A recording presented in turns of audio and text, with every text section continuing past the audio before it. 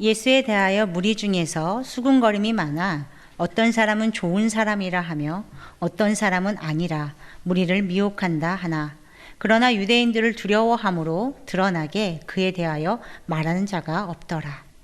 이미 명절의 중간이 되어 예수께서 성전에 올라가사 가르치시니 유대인들이 놀랍게 여겨 이르되 이 사람은 배우지 아니하였거늘 어떻게 그를 아느냐 하니 예수께서 대답하여 이르시되 내 교훈은 내 것이 아니요 나를 보내시는 이의 것이니라.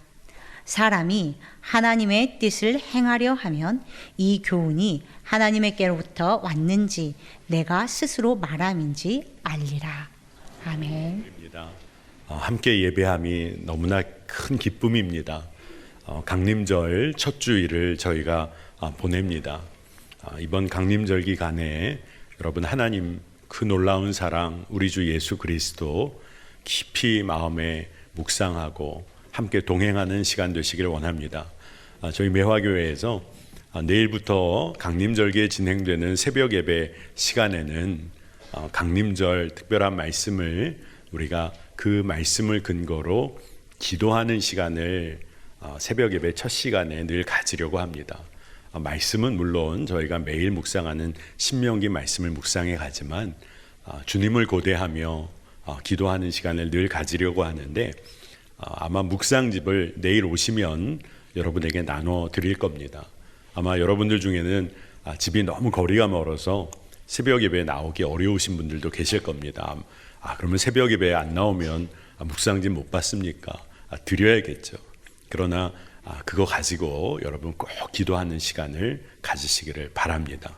오늘 광고 드린 것처럼 예배 후에 사역 박람회가 있습니다.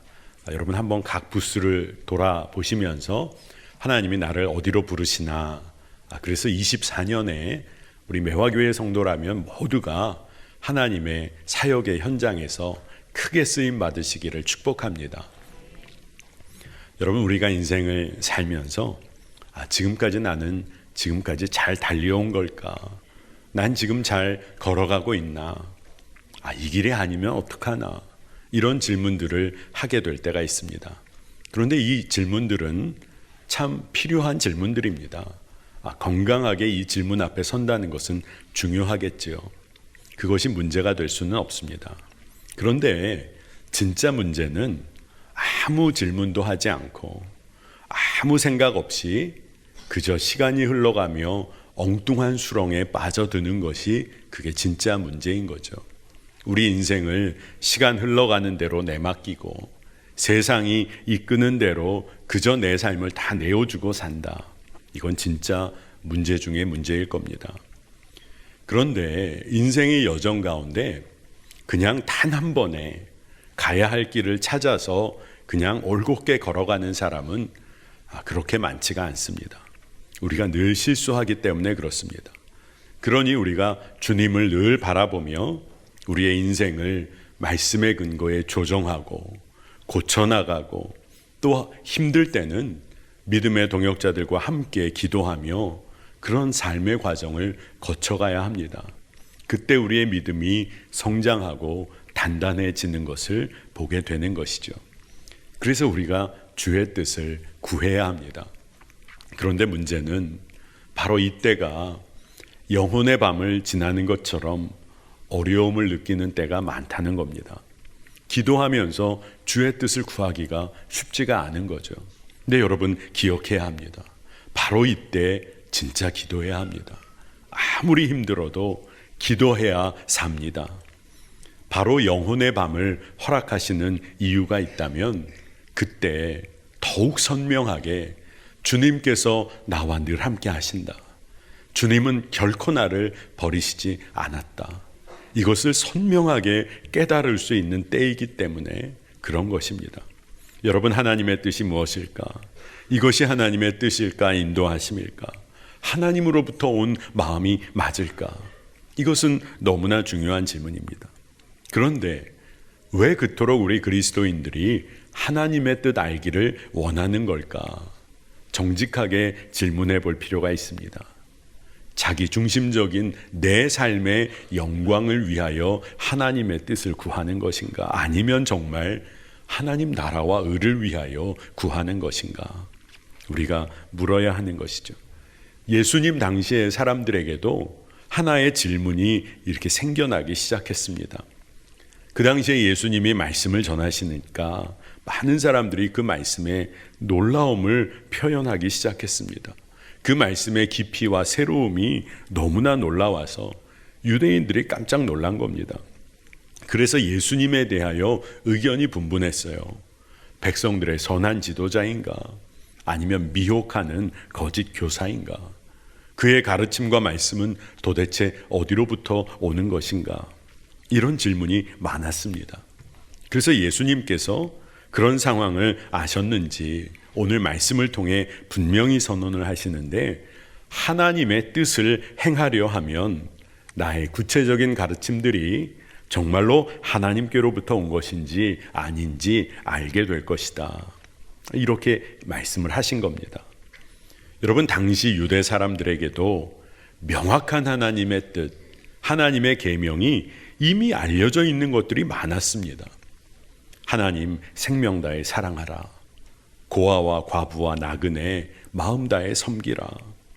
그리고 온 마음 다해 예배하고 구별된 하나님의 자녀답게 백성답게 살라.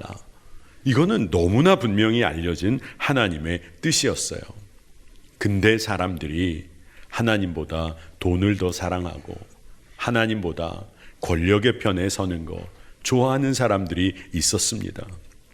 그러니 그 사람들에게는 하나님의 뜻은 명확함에도 불구하고 그 하나님의 구체적인 가르침들이 희미해지기 시작한 거예요. 여러분, 우리에게도 마찬가지입니다. 과연 우리가 하나님의 뜻을 몰라서 우리가 행하지 못하는 것입니까? 진짜 물어야 하는 것이죠. 온전히 하나님께 영광을 돌리기 위해서 하나님의 뜻을 정직하게 행하기 시작하면 하나님은 우리를 구체적으로 인도하시고 하나님의 마음을 더 분명하게 알게 하십니다. 강하게 인도하시는 줄 믿습니다. 여러분, 새로운 여행지에 가셔서 이국적인 새로운 음식 맛보는 거 좋아하십니까? 아마 대부분 좋아하실 거예요. 그런데 새로운 음식이 앞에 놓였을 때 아무리 살펴보고 이리 보고 저리 보고 검색을 해보아도 그 맛은 알 수가 없습니다. 하여간 입맛에 맞든 안 맞든 한 입을 먹어봐야 이게 내가 좋아하는 음식이 되는지 아닌지를 알게 되는 겁니다. 진짜 삶으로 경험해야 하는 것이죠. 진정한 삶을 통해서 하나님을 경험해야, 하나님을 만나야 한다. 이 문제를 예수님이 정확하게 말씀하고 계십니다.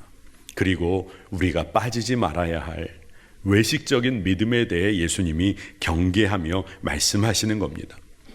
당시 유대 종교 지도자들이 안식일에도 할례를 그들은 행했습니다.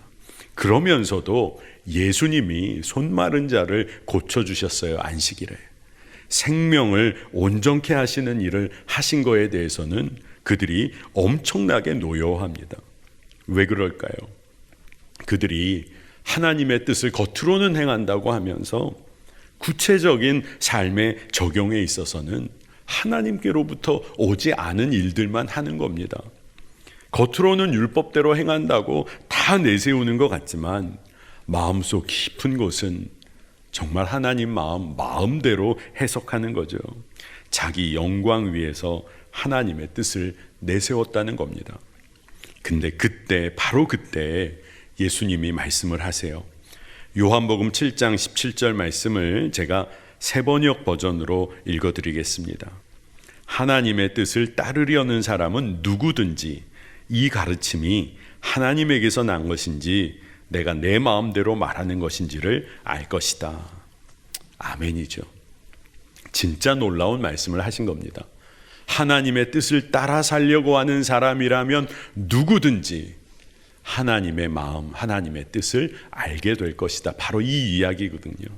그래서 오늘 이 말씀에 의지해서 우리가 정말 의지하고 붙잡아야 할 내용들을 좀 살피기를 원합니다. 먼저 믿음은 우리의 행함을 통해서 삶의 실천을 통해서 자라나고 굳건해지게 됩니다. 우리가 믿음이 부족하고 믿지 못하는 이유가 있다면 하나님의 뜻을 행하려고 하지 않는 것과 연관이 있습니다. 여러분, 너무나도 분명한 하나님의 뜻을 우리가 행하려고 하지 않으니까 가야 할 바로 그 생명의 길이 믿어지지가 않는 겁니다. 여러분, 하나님 사랑하고 내 이웃 내 몸과 같이 사랑하라. 이건 너무나 분명한 하나님의 뜻입니다. 원수를 사랑해라. 너희들 두 주인 섬길 수 없으니 가이사의 것은 가이사에게, 하나님께 속한 것은 하나님께 돌려드려라. 좁은 문 좁은 길 생명의 길 너희들 걸어야 한다. 먼저 그의 나라와 그의 의를 구하라. 성경을 통하여 너무나 분명히 알고 있는 하나님의 마음. 근데 알고 있는데 행하지를 않을 때가 있어요. 성경에 이렇게 써 있지는 않지만 친구랑 싸우지 좀 마. 좀 나누어 쓰며 살아. 사람에게 욕하고 판단하지 좀 마. 너무나 하나님이 기뻐하실 일 우리가 알면서도 그렇게 살지 못할 때가 있다는 겁니다. 그러나 우리가 이 분명한 하나님의 뜻을 행하려고 할 때마다 우리의 삶을 향한 예수 그리스도의 그 가르침을 우리가 더 분명히 알게 된다는 거죠. 하나님의 뜻을 하나님의 영광 위에 행하며 살려고 하면 할수록 성령님은 우리의 삶을 강하게 인도하십니다. 그리고 우리가 성령의 인도하심에 민감해지는 거예요. 하나님의 뜻을 행함으로 선한 마음과 양심을 지키게 되고 믿음의 반석 위에 굳게 서는 삶을 살게 됩니다. 그러니까 여러분이 하나님의 뜻을 행하려고 하고 그렇게 살기 시작하면 여러분의 눈에 세상의 영에 사로잡혀 사는 사람들의 그들이 선한 마음 잃고 믿음도 잃어가는 사람들이 눈에 들어옵니다.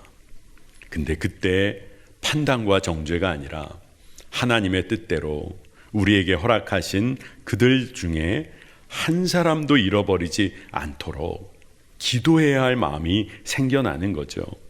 왜 그러냐 하면 요한복음 6장 38절에 나를 보내신 이의 뜻은 내게 주신 자 중에 내가 하나도 잃어버리지 아니하고 마지막 날에 다시 살리는 이것이니라. 아멘이죠. 주님의 마음이죠. 주님의 마음을 알게 되고 또 그 뜻을 행하기 시작하면 우리의 주변에 믿음 없이 사는 이들을 위하여 간절히 기도가 나옵니다. 그런데 우리가 하나님의 뜻을 행하며 그렇게 살지 못하는 삶이 이어지면 선한 마음과 양심을 잃어버리고 믿음의 능력도 상실하게 됨을 기억해야 합니다. 아마 우리 성도님들 중에 믿음이 생겨야 행할 수 있는 거 아닐까요? 맞는 말입니다. 근데 그와 동시에 하나님의 뜻을 행하는 것을 통해서 또한 믿음은 자라나게 돼 있습니다. 함께 이루어지는 거죠. 여러분, 눈에 보이는 것 같지 않지만 하나님의 그 마음 뜻을 행하는 과정을 통해서 우리의 믿음이 정말 자라납니다. 굳건해집니다. 여러분, 이런 기도를 올려드린 적이 있으세요? 순종할 능력을 주세요. 주님, 그래야 순종하지 않겠습니까? 그런데 여러분, 순종의 능력은 하나님께 기도할 때 하나님이 마술적으로 순종의 능력을 확 부어줘서 순종하게 되는 것은 아닙니다. 여러분이 이 기도를 올려드린다면 하나님은 어떻게 반응하실까요? 믿음의 상상을 해보면 우리가 가장 작은 순종을 정말로 하나님께 올려드릴 수 있는 상황과 기회를 주실 거예요. 순종의 한 걸음을 내디딜 수 있는 상황과 여건을 허락해 주실 겁니다. 그러면 그때 순종의 한 걸음을 내디뎌 보니까 너무 그게 기쁨이 되는 거예요. 그러면서 순종이 정말 힘이구나. 순종이 기쁨이구나. 이렇게 자라나게 되는 겁니다. 여러분, 아마 여러분 중에 전도하는 것이 부담이 되는 분이 계실지 모르겠어요. 어떤 분에게 우리 전도하십시다. 그러면 이런 분들도 계세요. 목사님, 저는 전도 체질이 아닙니다. MBTI 해보니까 저 내성적이에요. 어떻게 가서 말도 못 붙입니다. 근데 전도 체질이 따로 있는 게 아닙니다. 전도의 능력을 막 부어달라고 기도한 다음에 나가야 되는 게 아닙니다. 전도의 현장에 나가야 하나님이 전도의 힘을 더하여 주시는 것 아니겠습니까? 한 걸음을 내딛어야 되는 겁니다. 저희 성도님들과 올해 예수님의 제자 훈련을 한번 우리가 함께한 성도님들이 계십니다. 그 제자 훈련 교재에 보면 저자인 유기성 목사님이 부산 목회 시절에 전도했던 한 예화가 기록이 되어 있습니다. 주일 오후에 늘 좀 노방전도, 축호전도를 하자고 성도들과 함께 그렇게 해 나가려고 하는데 성도들이 따라오긴 하지만 전도가 쉽지 않게 여겨져서 조금 버거워하는 분위기, 그런 분위기였다는 거예요. 그런데 주일 오후에 하필 그날 오후에 비가 그냥 추적추적 내리고 비가 많이 오기 시작하니까 성도들 안에 소망이 생기기 시작했다는 거예요. 오늘은 전도 안 나가겠구나. 소망이 생겼다는 겁니다. 그런데 목사님도 살펴보니까 이게 외부에 나가 전도하기는 날씨가 정말 어려울 것 같은 거예요. 그래서 성도들과 함께 기도하고 앞에 나가서 오늘 전도는 어려울 것 같습니다 라고 말하려는데 마음에 때를 얻든지 못 얻든지 전도하라, 이런 마음이 확 들어오는. 그래서 성도들에게 오늘 비가 와서 상황은 어렵지만 우리 전도 나갑니다. 그랬더니 성도들이 마음이 어려워지셨는지 거의 입이 이만큼 나오고 소망 다 잃어버리고 그래도 성도님들이 귀한 게 전도하러 나가기로 그래서 다 나갔다는 거예요. 주일 오후에 평상시에는 날 좋은 날 다 놀러 나가느라 집들이 다 비어 있었는데 그날은 비가 오고 비가 많이 오니 대부분 사람들이 집에 있어서 축호전도에 힘이 붙기 시작하는 경험을 성도들이 한 겁니다. 정말 마음은 어려웠지만 한 걸음 순종했더니 주님께서 그 다음을 책임져 주시고 그 마음에 기쁨을 주시는 것을 경험했다는 거예요. 여러분, 주님께서 책임지실 수밖에 없는 순종을 한번 올려드리시기를 축복합니다. 아마 주님이 그러실 거예요. 넌 왜 이렇게 대책 없이 순종을 하니? 그러니 내가 너의 대책이 되어줘야겠다. 내가 너를 붙잡아 줘야겠구나. 아마 주님이 그러실 겁니다.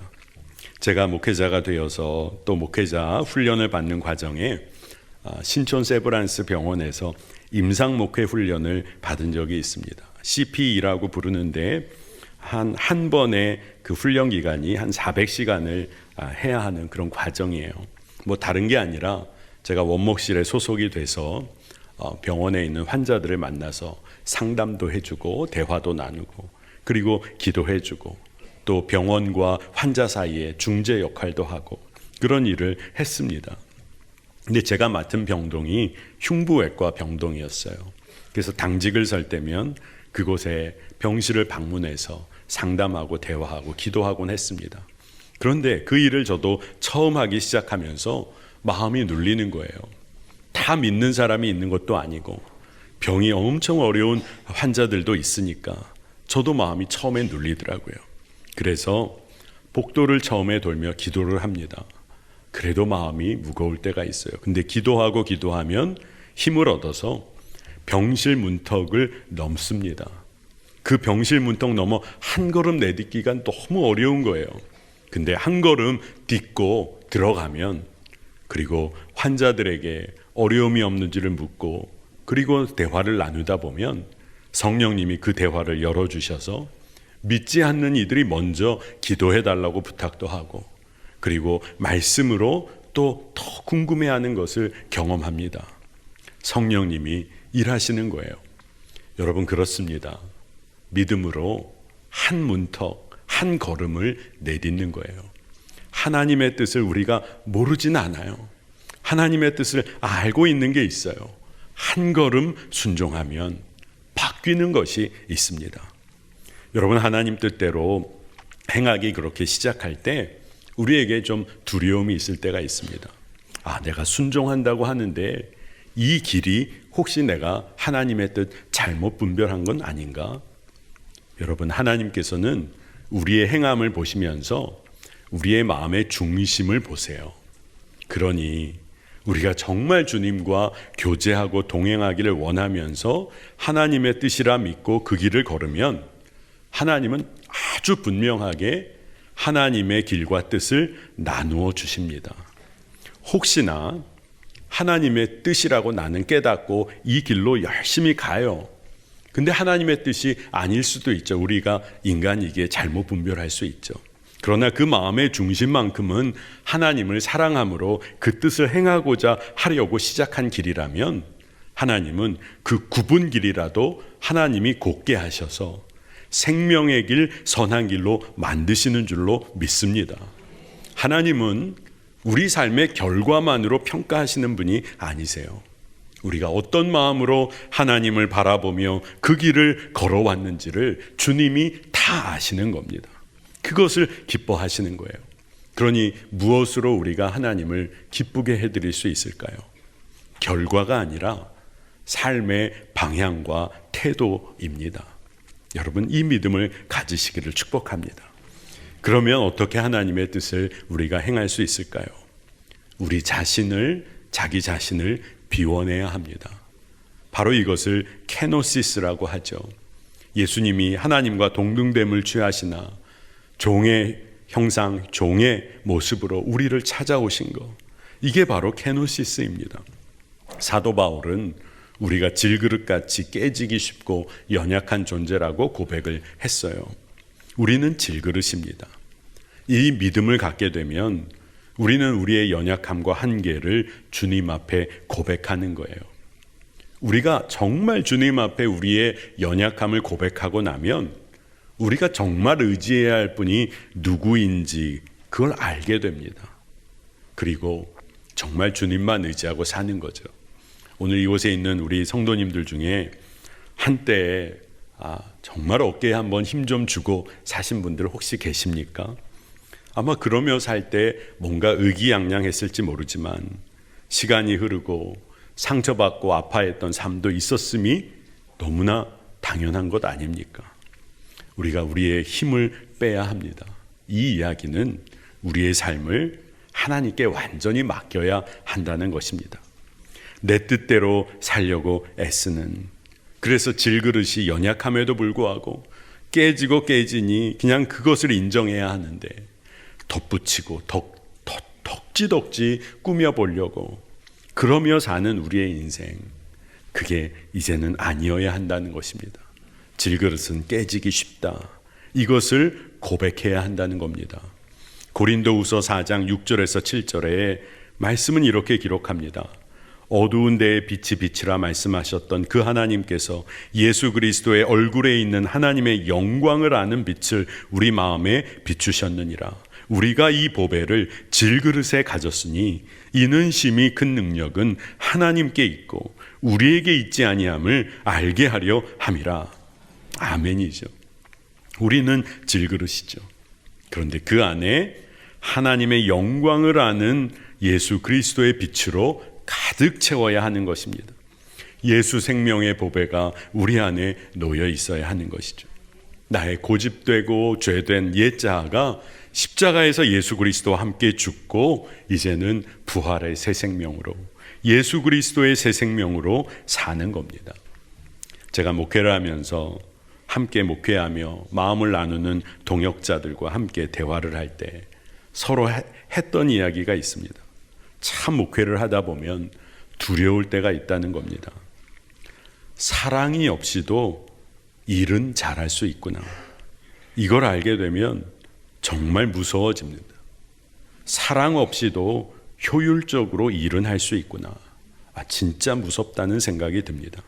그런데 하나님의 뜻대로 행하는 일은 모두가 효율적이기보다 낭비처럼 여겨지는 일들이 대부분이에요. 퍼주고 또 퍼주고 언제 끝나나 싶지만 품어주고 섬겨주고, 어떻게 우리 힘으로 이거 끝까지 할 수 있겠습니까? 우리 힘으로만 하면 지치고 상처받고 결국 멈추게 될 거예요.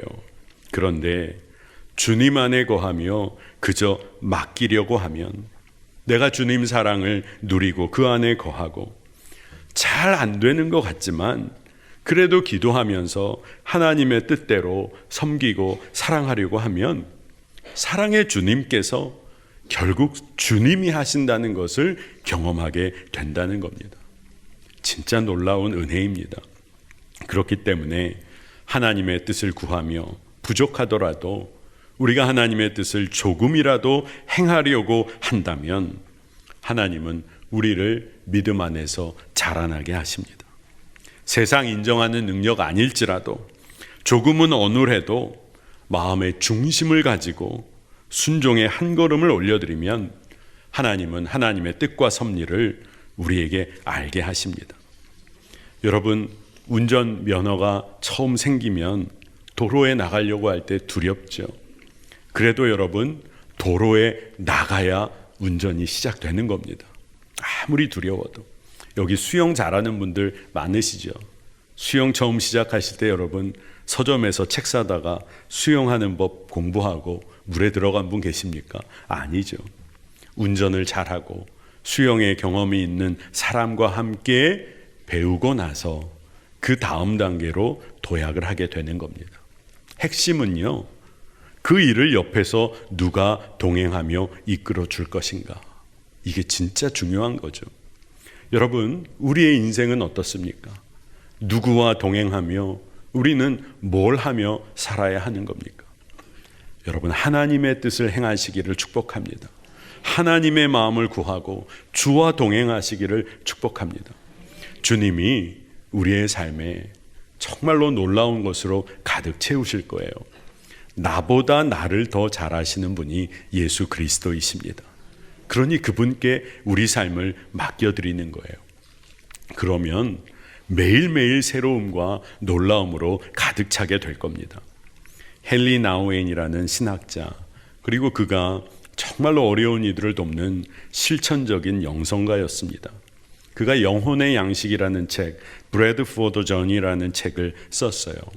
그 묵상집의 한 대목인데 제가 참 좋아하는 그런 대목입니다. 그대로 읽어드릴게요.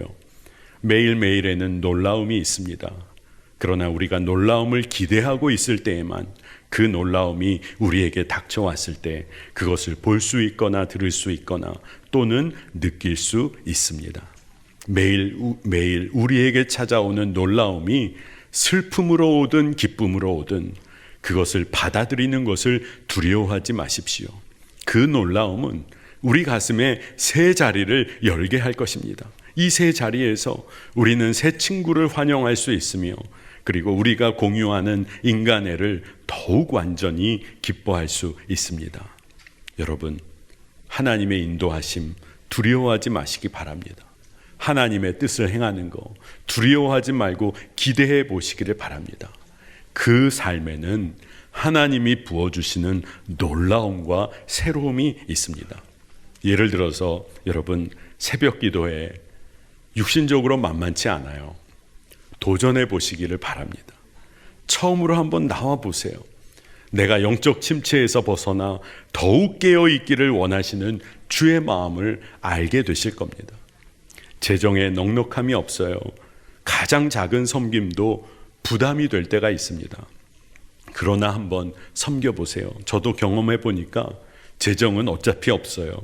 그런데 마음을 열고 아주 작지만 나누는 걸음으로 나아가 봤더니 주님이 그 작은 나눔을 기뻐하시며 더 큰 나눔과 풍성함을 나눌 수 있도록 그 삶을 이끄신다.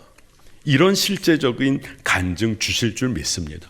그 간증이 우리께 되는 거예요.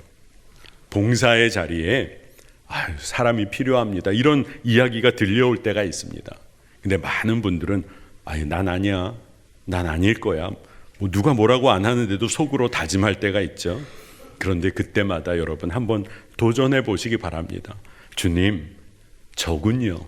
접니다. 그 일 할 사람 접니다.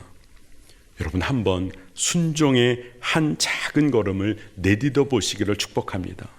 주님이 도우시고 우리의 매일매일의 삶에 놀라움과 새로움을 채우실 것입니다. 삶으로 가르친 것만 남게 된다는 말이 있습니다. 삶의 구체적인 행위로 하나님의 뜻을 행하려는 삶의 몸짓에 주님은 당신을 드러내실 거예요. 우리의 삶을 가장 선한 길로 구체적으로 이끌어 가실 것입니다. 여러분 믿어지십니까? 아멘이십니까? 정말로 그 삶 누리게 되시기를 축복합니다.